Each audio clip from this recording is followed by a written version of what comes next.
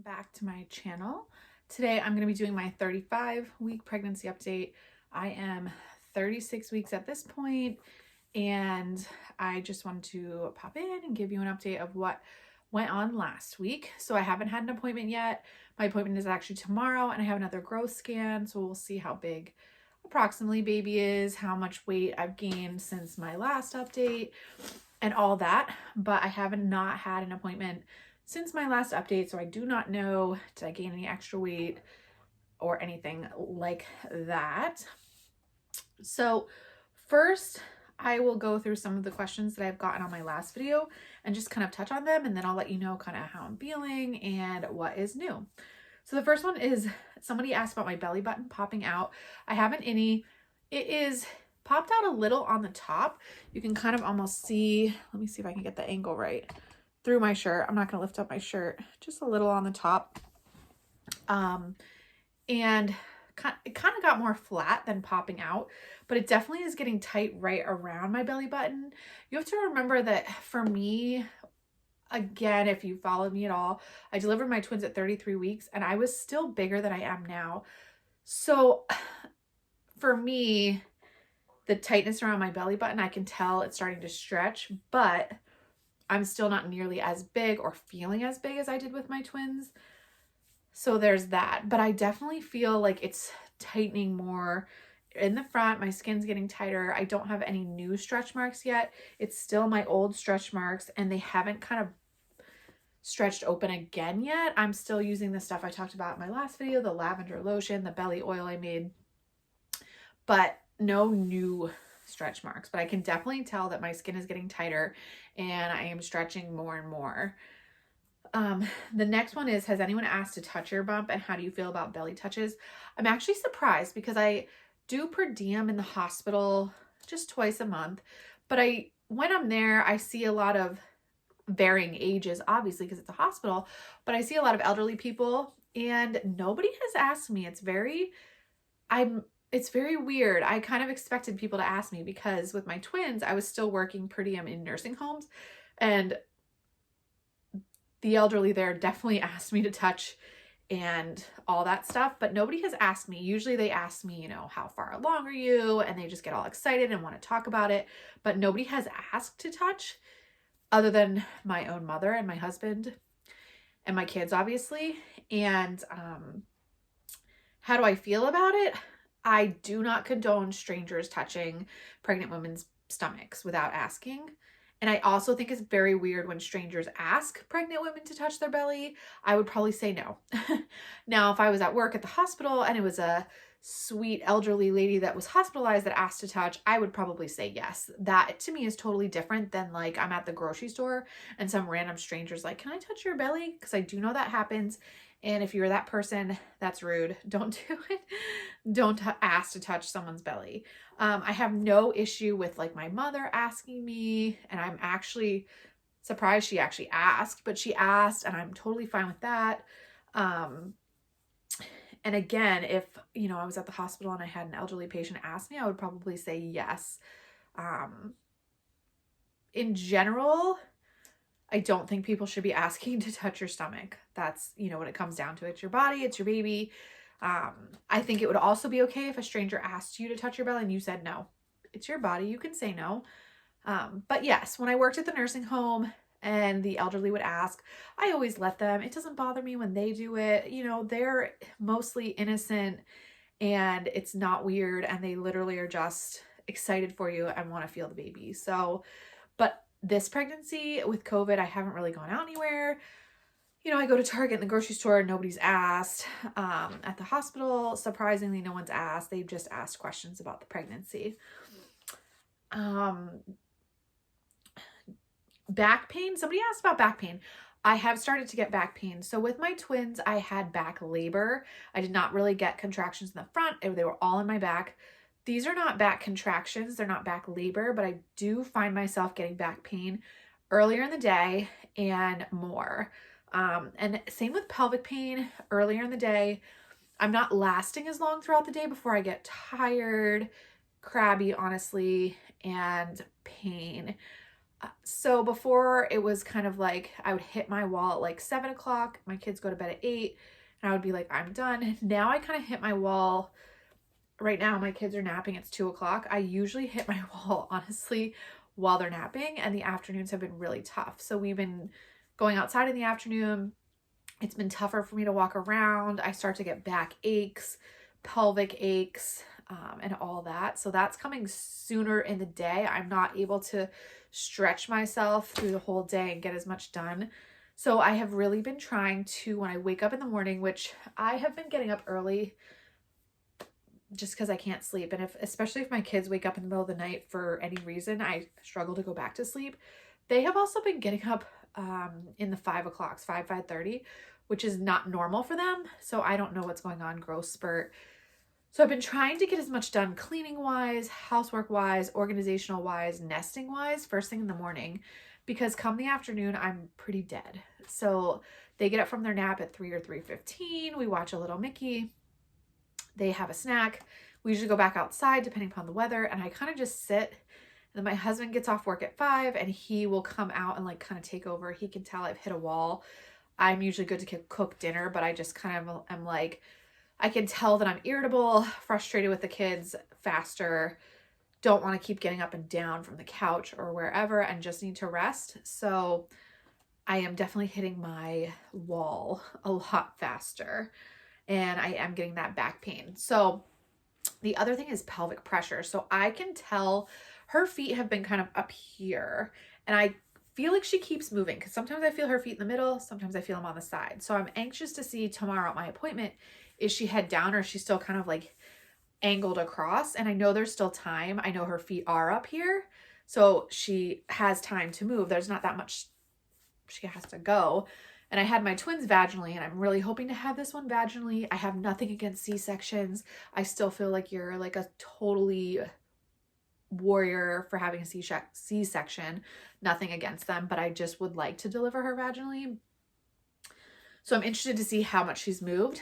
But funny enough, and it might just be because I'm tired, when I go to bed at night and then I get up to like go to the bathroom, it feels like there's a lot of pressure in my pelvis, almost like she's gonna like fall out.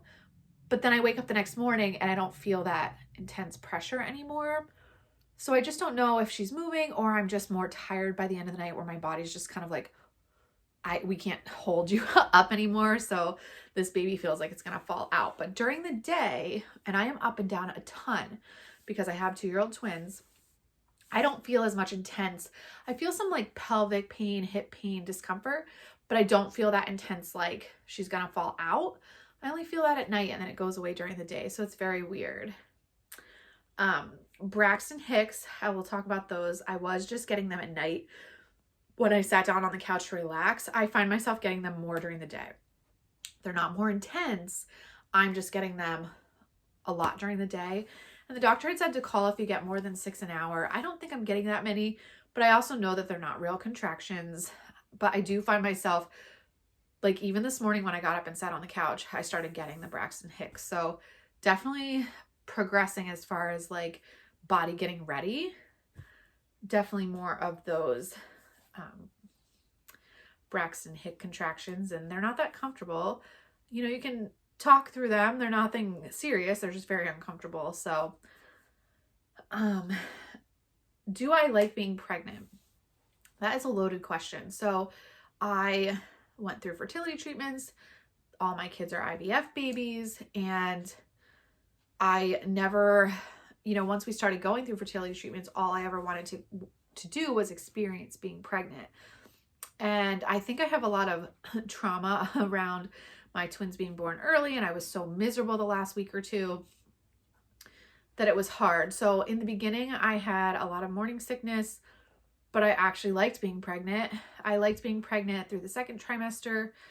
And then when I got closer to 33 weeks, I started getting really scared and anxious and nervous that I was going to deliver early and that was going to be a huge problem. And I had a lot of anxiety around that. And that's about when I had my colitis flare. So 32, 33, I didn't really enjoy. So now that I'm at 36 weeks and I know that realistically she could come at any time and probably be okay, there's always unknowns. There's full-term babies that go to the NICU. There's always unknowns, but I'm anxious to see how much she approximately weighs tomorrow. I'm starting to feel a little bit more like, okay, I don't mind being pregnant. I wouldn't say I'm one of those people that like loves being pregnant and is like obsessed with it, but I don't hate it. And honestly, I'm at this weird point right now where like I feel like I'm ready to be done and I'm ready to meet her and I'm ready to just like move into the next stage of our life with 3 kids. But then I'm also kind of sad that I won't be pregnant anymore. It's very weird because ultimately I'm ready to meet her and like, let's just move on as a family of 5. But I'm going to be a little bit sad because I feel like, especially, I mean, anyone can feel this way, but especially going through IVF, every baby could be your last baby. And that puts me into, do you want more kids? So we actually have 3 more embryos frozen. And originally we wanted to give them all a shot at life. There's, you know, the debate of, is an embryo life? What do you do with it? If you don't use it, you can donate to science, donate to another couple, destroy it. Like, where does your belief system fall? And we had always said we wanted to try all of our embryos, but we also took 7 tries. Our 8th transfer was our twins, and we had a couple miscarriages in between, but we had gone to a new clinic. So when we transferred this embryo, we never really expected it to work, and it worked right away. So we still have 3 left. Ultimately, I think if we do another transfer and it works, we will stop at 4 and we will have to make the tough decision of what to do with our last 2 embryos. That's just something personally we'll have to decide. I also want to see where our life is at that point. You know, where are your finances? Are you still living in the same house? Do you have enough room?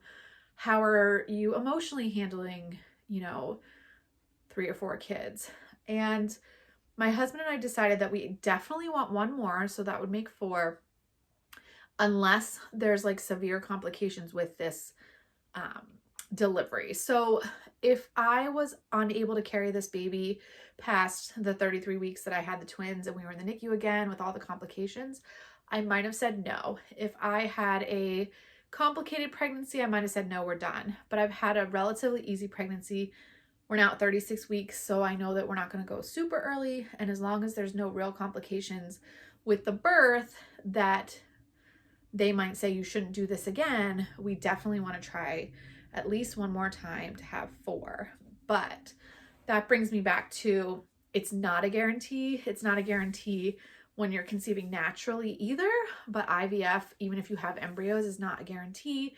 Even if you've had success, it's not a guarantee.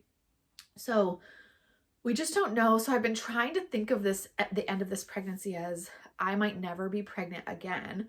And if we aren't able to get pregnant again and we try the 3 embryos and it doesn't work, we'll be done.